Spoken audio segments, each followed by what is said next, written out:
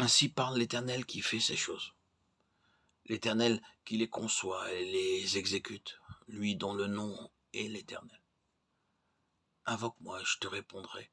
Je t'annoncerai de grandes choses, des choses cachées que tu ne connais pas. Jérémie 33, 2, 3. N'éloignez pas l'esprit. 1 Thessaloniciens 5, 19. Tout enfant de Dieu doit avoir un fardeau donné par Dieu. Mais les fardeaux ne peuvent être reçus de Dieu à moins que nos esprits ne lui soient ouverts. L'ouverture de notre esprit à Dieu est la condition pour recevoir les fardeaux de Dieu. Et en recevant de tels fardeaux, nous devons apprendre à les décharger fidèlement par la prière.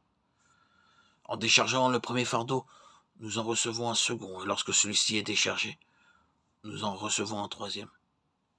Ce qui est très important dans ce domaine, c'est d'ouvrir nos esprits à Dieu.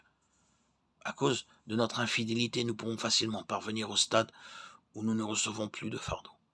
Aussi, désirant être de ceux qui portent les fardeaux de Dieu, nous devons être très sensibles pour ne rejeter aucune indication procédant de lui.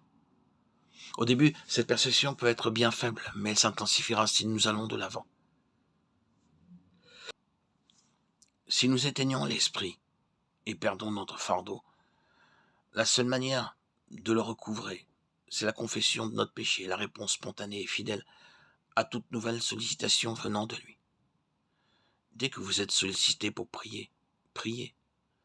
La seule raison qui nous empêche de recevoir d'autres fardeaux, c'est que nous n'avons pas libéré le fardeau que nous avions déjà reçu.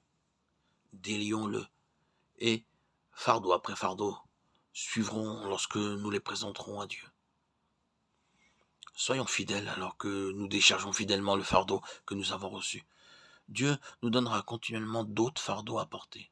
Oh, frères et sœurs, si vous désirez être utile pour le Seigneur, vous devez recouvrer le fardeau que vous avez perdu. Le fardeau serait faire plus particulièrement l'œuvre de Dieu.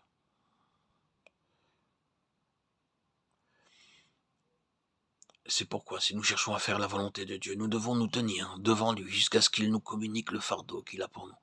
Car son fardeau est l'indication de sa volonté. C'est par le fardeau qu'il met sur nous que nous discernons quelle est sa volonté pour nous et la manière par laquelle sa volonté peut s'accomplir à travers nos vies. Par exemple, si Dieu nous donne un fardeau pour prêcher l'évangile, plus vous prêchez l'évangile et plus vous serez affranchis intérieurement. Mais si vous ne déchargez pas votre fardeau, il pèsera sur vous de plus en plus jusqu'à ce que vous fléchissiez sous la charge. Alors une barrière se dressera entre vous et Dieu et il vous sera difficile d'entrer en contact avec lui. Les fardeaux de cette nature sont le fait de toute œuvre spirituelle. Essayez de travailler sans fardeau et votre travail sera vain. Mais tâchez de travailler en accord avec le fardeau qui est sur vous.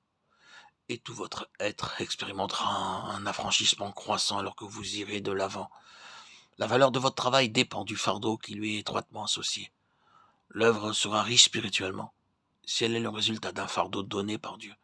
Et tout le temps que durera votre travail, vous serez libéré et rafraîchi. Sinon, il y aura de la faiblesse spirituelle et vous aurez la sensation de travailler en vain. Et vous pourrez même être conscient d'une réprobation.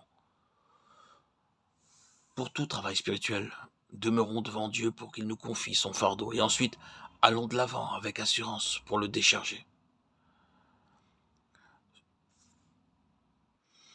Cependant, cela ne veut pas dire que nous devons sans cesse regarder au-dedans de nous pour découvrir si nous avons un fardeau ou non.